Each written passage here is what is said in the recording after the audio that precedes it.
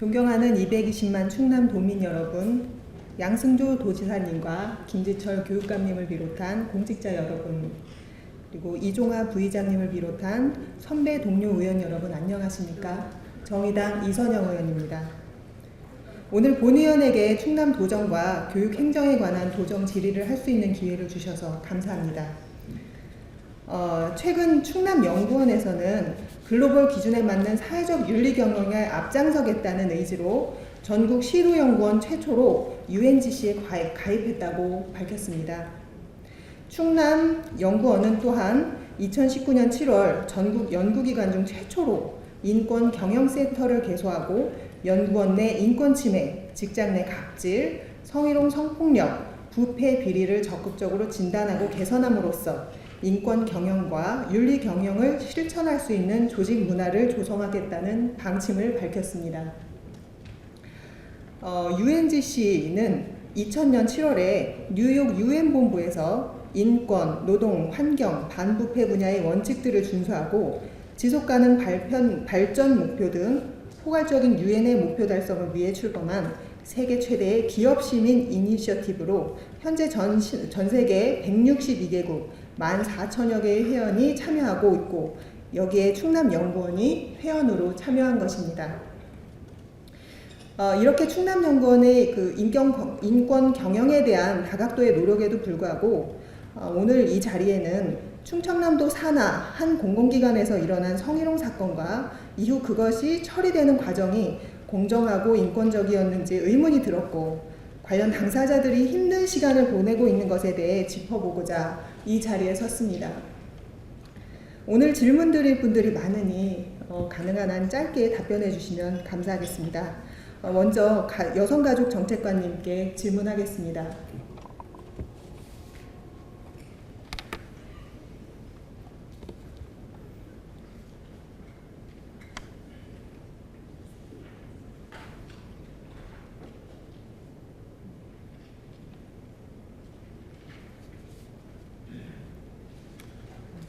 먼저 제가 답변 시간을 충분히 드리지 못해서 양해 말씀드립니다.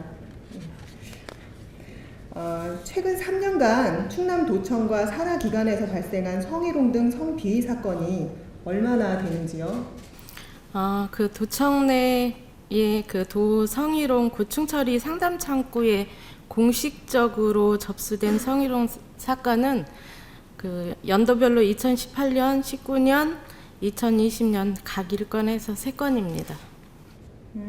각각 3건, 각각 한 건씩 3건이군요. 예. 조사하다 보면은 가해자와 피해자 간의 진술이 일치하지 않는 일이 많이 있을 것 같습니다. 어떻습니까? 사실 그 조사하다 보면 서로의 그 의견은 많이 상충됩니다. 그래서 그 부분을 이제 저희가 조사를 하는 거죠. 예. 상호간 진술이 엇갈릴 때 성희롱 등 성비위 사건에 대한 판단 기준은 어떻게 판단하십니까?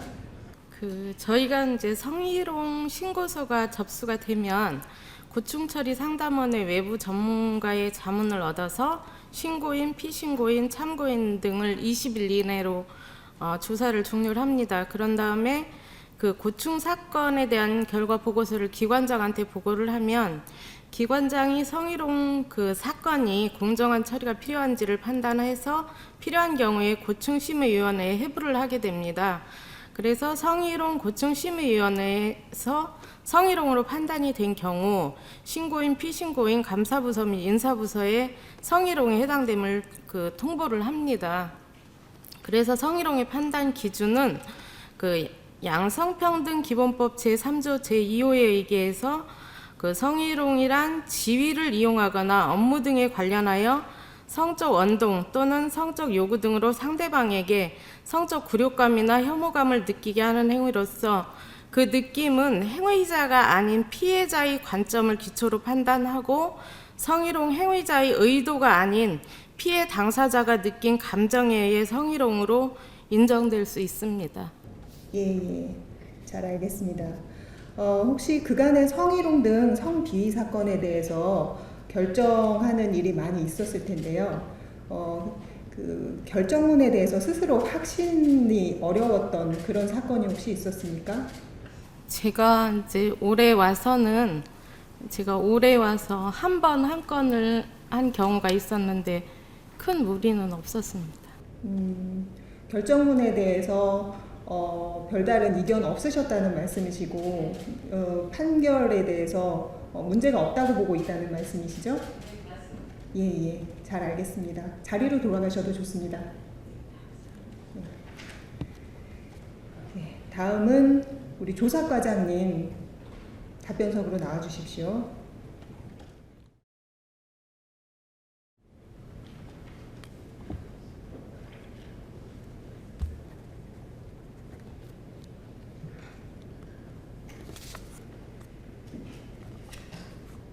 조사과장 김혜환입니다. 네. 오늘 역시 답변을 최대한 짧게 부탁드립니다. 최근 3년간 감사위원회 조사건 중에 성희롱 등 성비위 사건이 얼마 정도 접수가 됐습니까? 저희들이 2017년부터 2020년 6월까지 총 소청심사위원회에서 접수 처리된 것이 26건입니다. 그 중에 도가 10건, 시군이 16건인데요. 도는 그 성비위 사건으로 3건이 있었습니다. 성비위 사건은 총 3건이 되는군요. 네, 그렇습니다. 예, 예. 적지 않은 성비위 사건이라고 생각합니다. 이 성비위 사건은 역시나 가해자와 피해자가 있는 사건이고요. 이들 진술이 일치하지 않고 서로 그 서로 잘못을 인정하지 않는 경우가 대부분일 것 같은데 어떻게 생각하십니까? 이제 쌍방이 이제 불일치할 때 이렇게 그것을 입증하는 것이 저희들 조사 과정에서 가장 어려운 문제라고 생각됩니다. 다만 피해자 신고인 위주로 저희들이 가급 조사를 하고 징계에 부의할 수 있도록 노력을 하고 있습니다. 네. 그러면은 조사과에서도 가해자, 피해자의 진술이 서로 다를 경우에는 어떤 기준으로 판단을 하십니까? 성희롱, 성비위 사건에 대해서 판단 기준을 말씀드리는 겁니다. 저희들은 이제 이런 문제가 접수되면은 그 주변인들, 같이 참석했던 주변인들이 설문과 또 성희롱 전문가 상담, 그 다음에 여성가족정책관실에서 운영하는 성희롱 고충위원회에서 결정문에 의해서 조사를 하고 있습니다. 네, 그러면은 성희롱 고충 심사위원회에서 조사하고 결정한 내용과도 별도로 조사과에서도 따로 조사를 하시고 별도의 그 판단 기준을 통해서 확정을 하시는 거죠? 네, 그렇습니다. 이제 두 가지 방법이 있는데요. 하나는 저희 감사위원회로 직접 신고 접수되는 건이 있고, 한 번은 또 이제 여성가족정책관실의 성희롱 고충 상담 위원회에 접수 처리된 부분, 이 두 가지 종류가 있기 때문에 저희가 직접 조사할 때는 이제 설문, 그 다음에 성희롱 전문가 상담, 주변인들 같은 여러 가지 종합적 의견을 접수받아서 조사에 임하고 있습니다. 네. 그렇다고 하면 감사위원회에서 성희롱 등 성비위 사실이 소명되었다고 판단하고 징계를 양정한 건수는 얼마나 됩니까? 저희들이 최근 이제 3건인데요. 네, 3건 모두 그러면 징계 양정을 하신 거죠? 예, 그렇습니다. 감사위원회에 부의해서 안건으로 처리해서 인사위원회에 통보했습니다. 네. 혹시 감사위원회에서 성비위 사건에 대해 조사하고 비위 사실을 확정하면서 확신이 들지 않았던 건이 있으십니까? 저희들은 이제 그 조사 내용이 여러 사람의 의견을 받았고 했기 때문에 저희들은 적법하다고 생각을 합니다. 네, 잘 알겠습니다. 공무원에게는 징계가 너무 무겁다고 판단될 경우에 혹은 또 억울하다고 생각하실 경우에는 소청 심사를 할 수 있는 제도가 있습니다. 구제제도요. 그렇죠? 네, 그렇습니다. 맞습니다. 네. 혹시 감사위원회에서 비위 사실을 확인하고 징계를 양정한 건에 대해서 소청심사위원회에서 감경되거나 징계 무효된 건이 있습니까? 혹시 성희롱, 성비위 사건 등의 특정에서 그런 일이 얼마나 되는지요? 이제 최근 3년간 3건이 있었는데요. 2건은 감경이 됐습니다. 그리고 1건은 취소가 됐습니다. 두 건은 감경되고 한 네. 건은 취소가 네, 됐군요. 그렇습니다. 네, 그렇습니다. 네네. 혹시 공식적이든 비공식적이든 소청심사위원회 심의 결과가 부적정하다고 판단해서 그 재심 요구를 할 수 있는지 법적인 검토를 하신 적이 있습니까? 예, 저희들이 이제 취소 사건이 있어서 그 재심할 수 있는 근거 조항을 한번 찾아봤습니다. 그랬더니 그 소청심사위원회의 단심제이기 때문에 재심은 없었고 감사원에서 파면 결정된 부분만 재심의가 가능했습니다. 그러니까 사실상 단심제이기 때문에 소청심사위원회에서 결정되면 받아들이는 것으로 저희들은 그렇게 알고 있습니다. 그러면은 감사위원회가 재심 청구권이 없음을 확인했을 때 우리 조사과장님은 어떤 마음이셨는지 궁금합니다. 저희들은 이제 제가 볼 때는 이제 일단 소청심사위원회 결정을 존중해야 됩니다. 독립된 의결기구이기 때문에 그런 부분이 좀 있었고요. 그 다음에 신고인이나 피신고인의 진술이 있었으면 하는 바람이 있었습니다. 그게 다예요? 네, 저희들이 할 수 있는 범위가 저희들이 이제 감사위원회에서 처분 결정만 하는 것이지 않습니까? 그래서 좀 소청심사위원회에서 결정한 부분에 대해서는 좀 아쉬움은 있었습니다. 나름 그 성희롱 고충 심의위원회든 감사위원회든 그 이후에 인사위원회에서든 이 사건이 성희롱 성비가 맞는지 여러모로 판단을 하셨고 이 일이 성비가 맞다고 확인을 해서 징계까지 양정된 부분이었는데요. 이게 소청심사위원회에서 무효가 되면서 이전 기관의 판단의 그 정합성이랄까요? 그런 것들이 타격을 입었다는 생각은 혹시 안 해보셨습니까? 그 부분은 저희들이 좀 아쉬움을 갖는 부분입니다. 네. 그래서 저희들은 일단 의결기구에서 결정한 사항은 존중해야 된다는 게 법의 정신이라고 보기 때문에 아쉬움은 있지만 그 부분을 그냥 받아들인 것입니다. 사실은 감사원법의 32조에는 그 소청심사위원회에서 내린 결정에 불복하고 재심할 수 있는 청구권이 있습니다. 우리 감사위원회도 같은 기능을 하는 지방의 기구인데 이런 권리가 없는 것에 대해서는 혹시 불만은 없으십니까?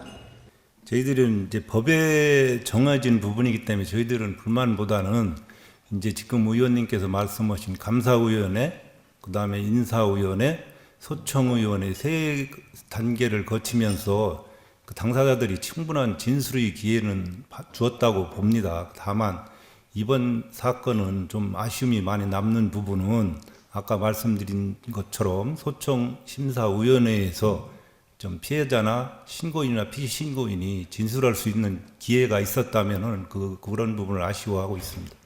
네, 잘 알겠습니다. 자료로 돌아가셔도 좋습니다. 기획조정실장님, 네, 답변석으로 나와주시기 바랍니다.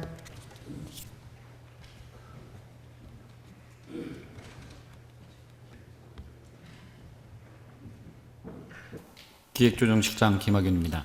네. 최근 충남도청 소청심사위원회에서 그동안 성희롱 고충 심의위회 그리고 감사위원회, 인사위원회 등의 징계에서 결정한 징계 사항에 대해서 무효 판정하는 일이 있었습니다. 아마도 해당 자료를 검토하셨을 걸로 보이는데요. 성희롱 고충 심사위원회나 감사위원회에서 검토하고 확정했던 기위 상황에 대해서 정황을 뒤집을 만한 새로운 증거나 증인이 나왔습니까? 그 사건에 대해서는 소청심사위원회에서 성희롱을 사유로 한 징계 처분의 경우에 그 처분의 적법성을 주장하는 증명 책임이 처분청에 있었는데 동사건의 경우 성희롱 발언의 유무에 관해서 구체적이고 객관적인 증명이 이루어졌다고 보기 어렵다는 판단을 소청위원회에서 만장일치로 해주셨습니다. 따라서 이 소청위원회의 결정에 따라서 지방공무원법 제20조에 따라서 처분 행정청이 그 소청심사위원회에 기속됨으로써 도지사께서 위원회 결정에 따라 징계 취소한 건이 있습니다. 네. 증명 책임이 처분청에 있다고 하셨는데요. 해당 사건에 대해서 성희롱 발언을 했다고 하신 분이 피해자 본인뿐이었고, 그 피해자 본인에 대해서 본인이 반응한 어떤 그 발언에 대해서 주변 분이 듣고서 그 사람이 그런 일로 몹시 화를 내더라 라는 진술밖에 없었죠. 그리고 지금 표현이 적절한지 모르겠는데 가해자분에 대해서 이분이 그런 부적절한 발언을 했다는 안 했다는 확정을 해주는 진술도 역시 없었죠. 예. 그러니까 말하자면 피해자의 진술밖에는 뭐 별다른 증거는 없었지만 가해자 역시 그런 말을 하지 않았다는 증거 입증하는 내용 역시 어디에도 없습니다. 그렇죠? 그 판단은 저희가 하기는 좀 어렵고요. 그 객관적인 그 사건 서류에 관해서 소청 심사위원님들이 결정한 바를 존중하는 상태입니다. 지금 소청심사위원회는 징계를 양정한 어떤 사실에 대해서 징계를 받은 사람을 피해자로 보고 그 사실을 구제하는 노력을 하는 게 소청심사위원회의 임무임은 확실합니다. 그렇지만 음주운전이라든지 금품수수라든지 성비에 관해서는 감경기준 대상이 되지 않고요. 그런데다가 성희롱 사건에 대해서는 판단 기준을 반드시 피해자의 관점에서 판단하도록 되어 있습니다. 이 사건은 분명히 성희롱 성비에 관한 사건이었고 판단 기준을 그런 식으로 해야 된다는 성인지적 관점으로 사건을 봤어야 된다는 데 대해서 어떤 문제의식을 갖고 있지는 않으신지요? 네, 그 사건에 대해서 그 소청심사위원님들께서도 같은 인식을 하고 그걸 검토하셨던 걸로 저는 알고 있고요.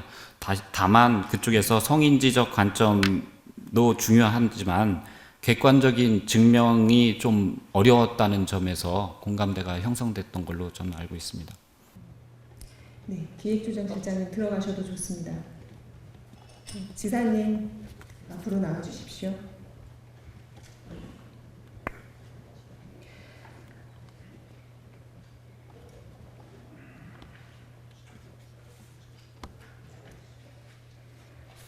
코로나19로 인해 전 세계적, 전 국가적인 재난을 대처하시느라고 여러모로 수고가 많으십니다. 예, 고맙습니다. 예. 우리 충청남도 산하 공공기관 직원이 성희롱 사건으로 인해서 1년여 이상의 고통을 당하고 있고요.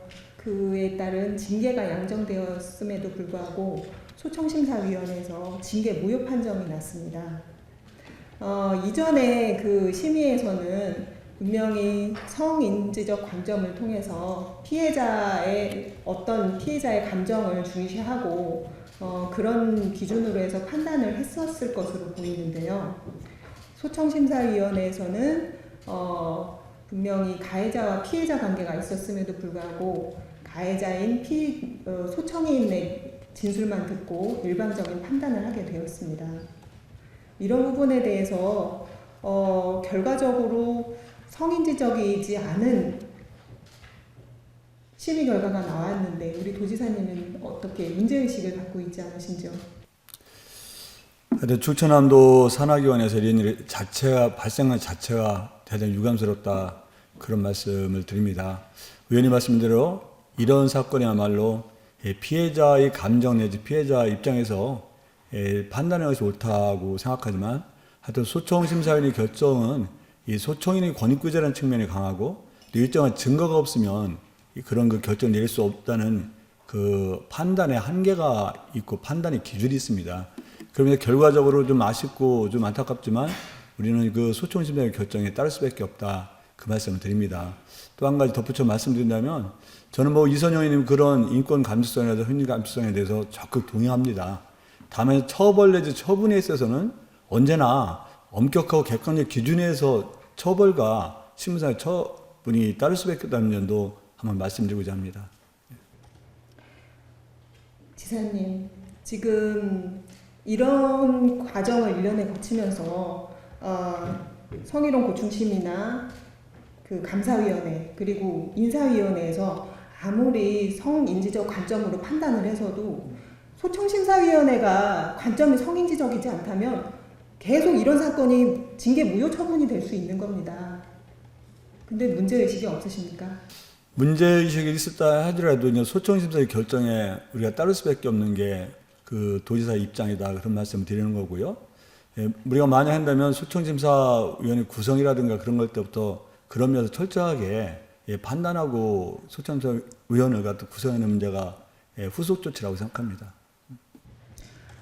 그래서 저는 여러모로 제도적으로 문제가 있지 않나 하는 거예요. 앞선 그 심의에서 성인지적인 바른 그 판단을 기준으로 해서 결과가 나왔음에도 불구하고 소청심사위원회에서는 얼마든지 그걸 뒤집을 수 있고 그리고 양측의 진술을 듣지 않고 가해자인 그 피징계인의 그 진술만 듣고서 이의를 판단한다는 것이 과연 옳은가 하는 거죠.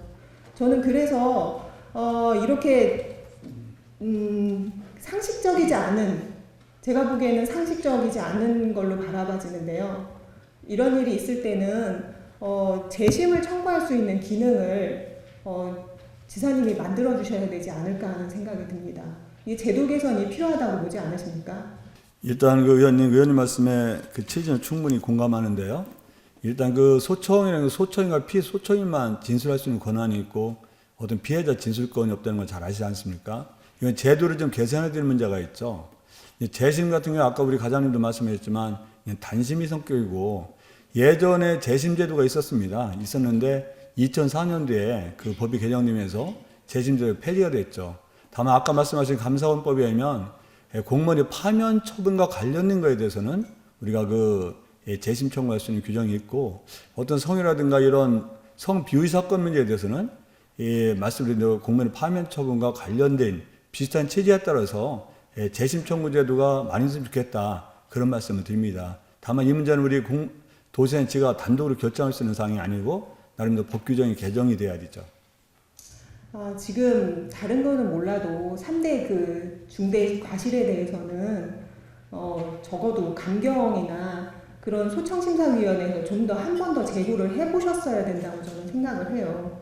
그런데 이번 일에 대해서는 어떻게 된 일인지 관점도 그렇게 성인지적이지 못하고 내내 성인지적 관점으로 판단했던 것이 갑자기 객관화되면서 입증이 안 돼서 판단할 수 없다라고 하면서 징계가 무효가 되면서 이분은 완전히 무죄 방면된 거나 마찬가지예요.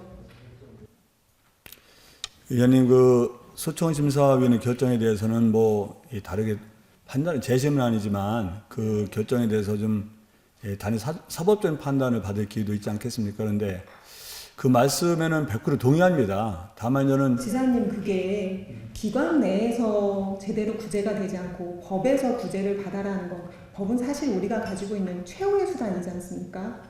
기관 내에서도 제대로 구제하고 피해자를 도와줄 수 있는 방법이 있었음에도 우리는 거기에서 실패했습니다. 의원님 말씀에 취지에 적극 동의합니다. 또 피해자 중심에서 소청심사위원회 결정했으면 좋았겠다 이런 판단이 됩니다. 근데 이 사건이 아니고 굉장히 객관적으로 보면요 어떤 경우도 억울한 또 가해자도 있어서는 안 되지 않습니까? 아까 말씀 1심과 2심에서 유죄 판결이 났지만 왕왕 대법원에서 또 무죄 판결 나는 경우도 많고요. 더구나 우리가 뭐 독재 정권 시절에서는 얼마나 무고하게 많은 사람이 또 처벌받았습니까?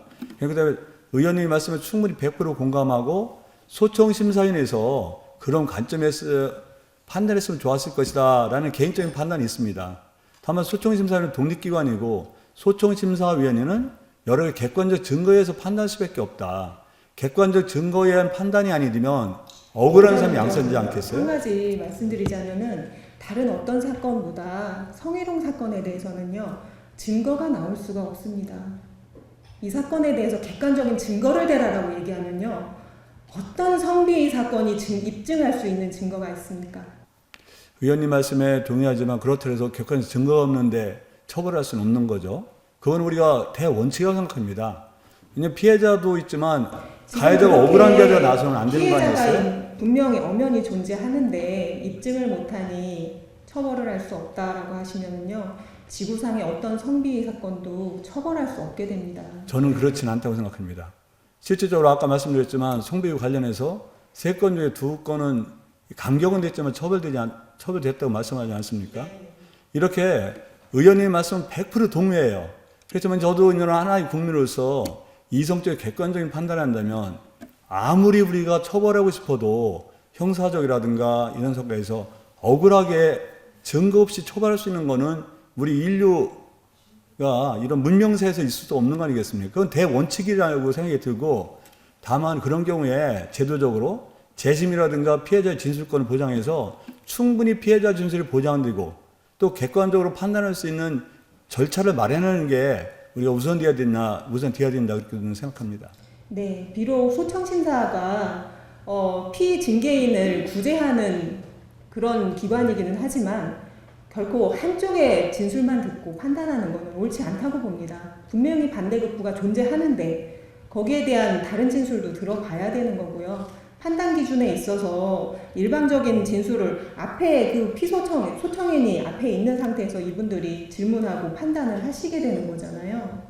그 부분에 대해서 의원님, 네. 한번 소청 절차법을 개정을 우리가 좀 건의 좀 하겠습니다. 아니 그 법 안에도 이미 참고인 진술을 받도록 되어 있는데 그 피소청인은 지금 진술을 하지 않으신 거잖아요. 말씀드린 대로는 그 소청 심사위원회에서는 정해진 절차를 따랐을 때 최소한 법적으로 문제제기는 안 될 거라고 생각해서 그런 것 같은데요. 이건 아마 의원님이 말씀하시는 그런 걱정을 해소하기 위해서는 절차법에 규정이 돼야 된다 그런 생각이 들고요. 우리가 필요하고 그런 상황에서는 우리 피해자 진술권이 절차 내에 규정이 되는 게 가장 합리적인 해결 방안이다 그렇게 생각합니다. 저는 이게 충청남도 안에서도 제도 개선이 분명히 가능할 거라고 생각을 합니다. 우리 지사님께서 가능한 방법을 좀 찾아주셨으면 합니다. 예, 저희도 한번 가능한 것을 있는지 적극 네. 검토했다는 말씀 드립니다. 예, 꼭 부탁드립니다. 코로나19로 인해서 취약계층 그리고 사회적 약자의 고통이 더욱 심화되고 있는데요. 예, 그렇습니다. 예. 대구 청도 대남병원이나 장애인시설병원 그리고 요양원 공적 마스크 체계에서 배제된 이주민들 그리고 콜센터 직원들과 목숨까지 잃은 택배 노동자들이 있습니다. 예, 공공의 안전망에서 배제되거나 차별받는 이들이 이렇게 많이 있는데요. 이런 위기 상황에서 더욱 세심하게 신경 써야 되는 게 바로 사회적 약자의 인권 문제라고 생각합니다. 예. 관련해서 충청남도의 인권 행정에 대해서 질문을 드리겠습니다.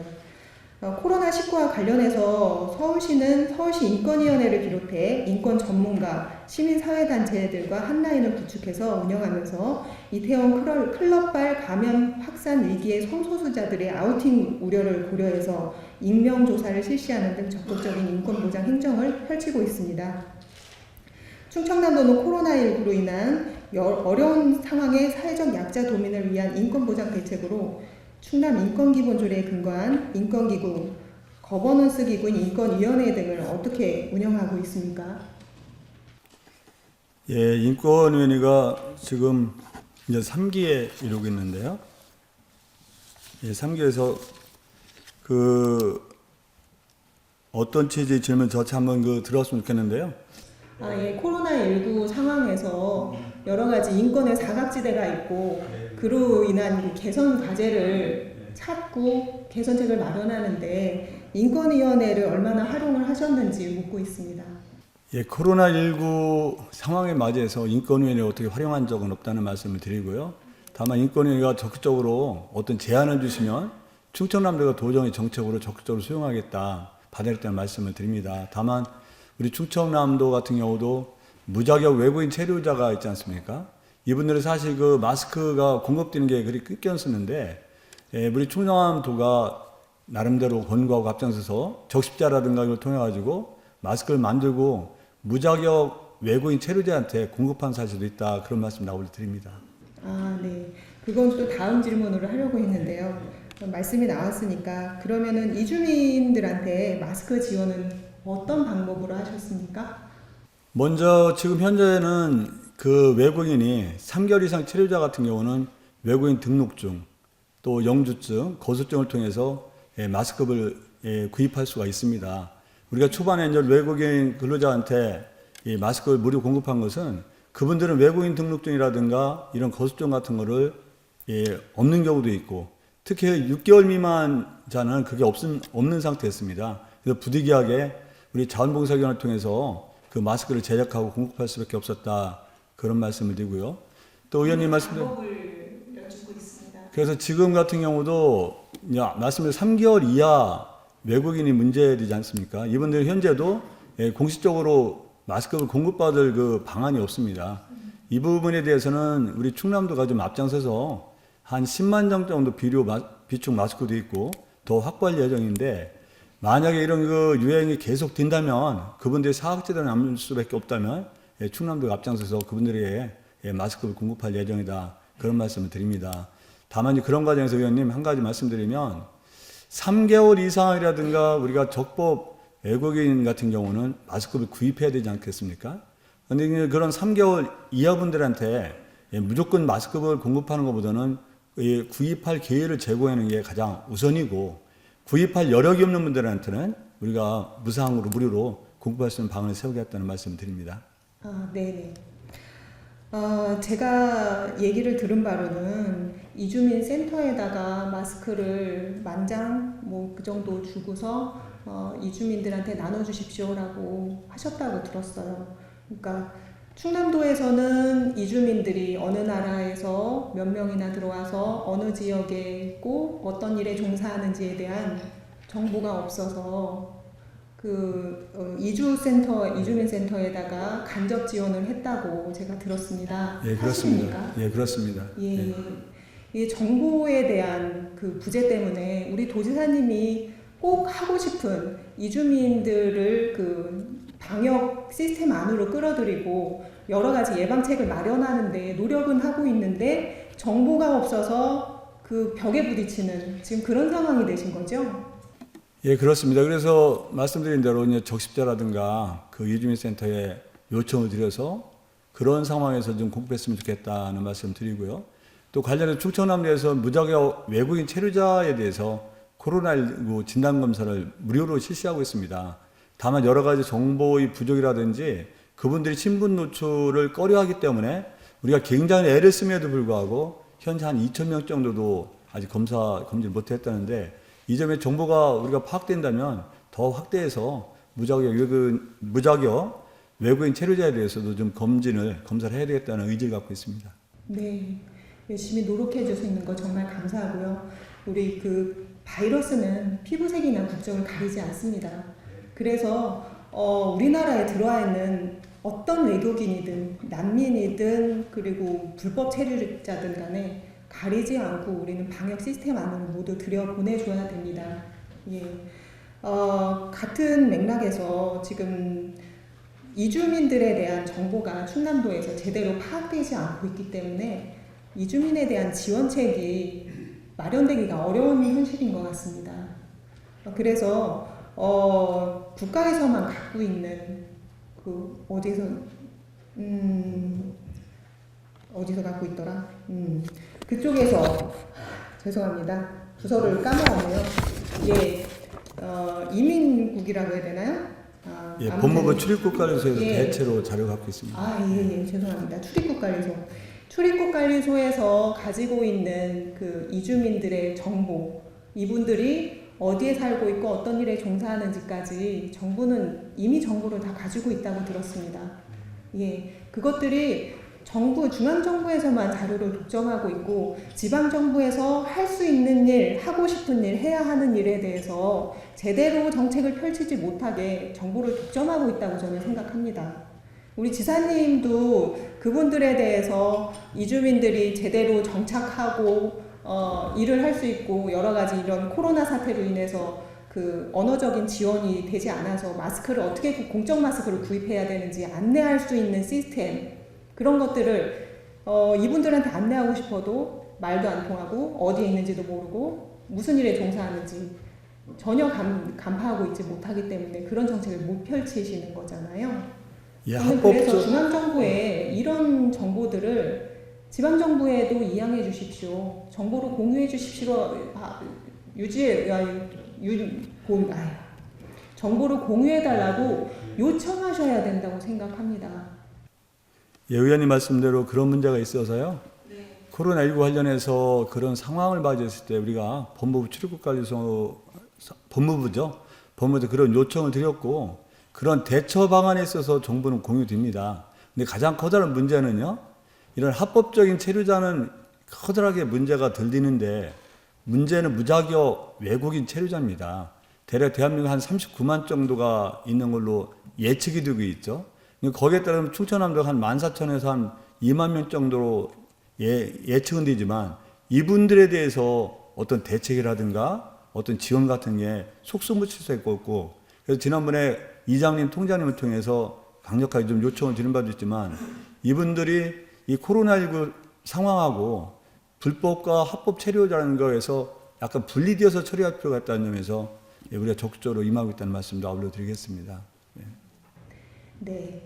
충남의 그 재난지원 체계에서 소상공인 지원과 실업자 지원이 있었는데요.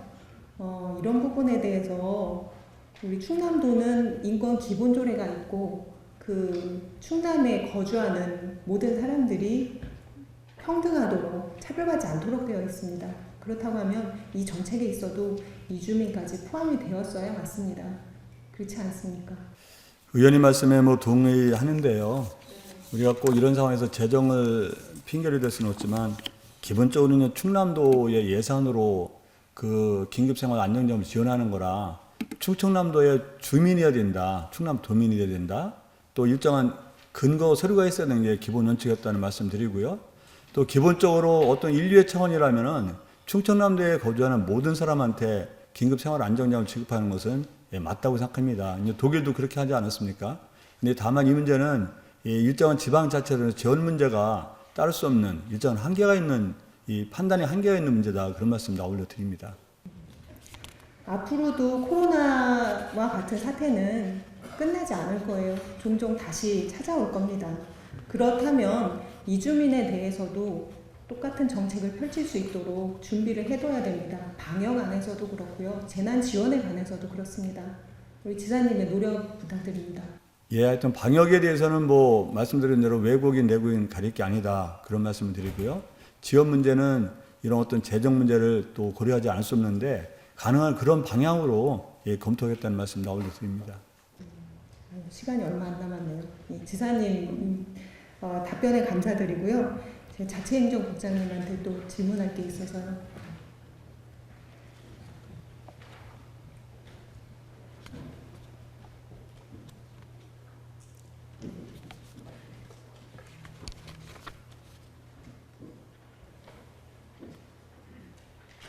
예, 자치행정국장 정우치입니다.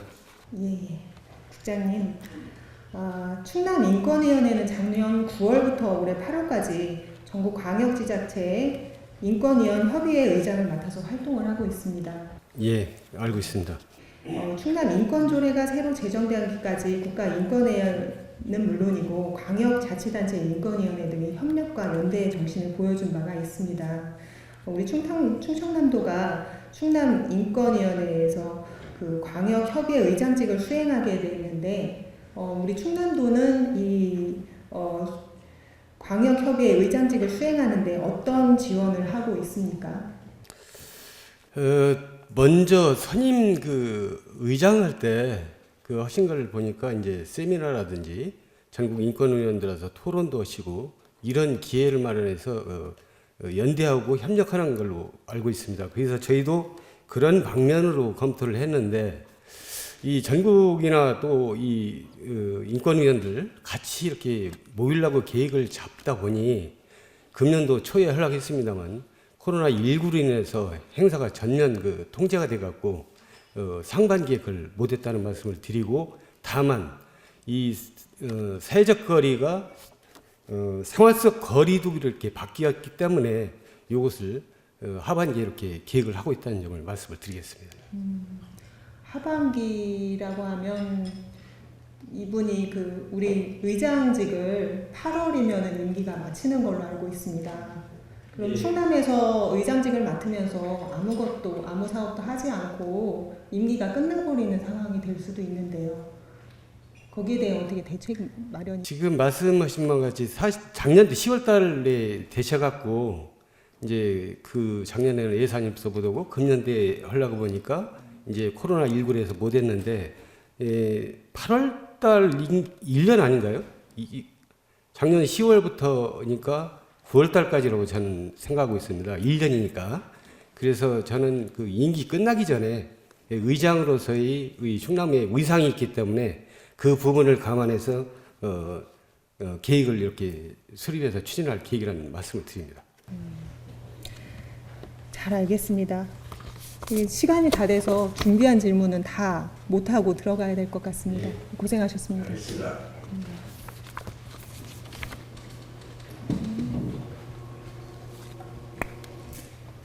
제가 너무 많은 시간을 썼네요.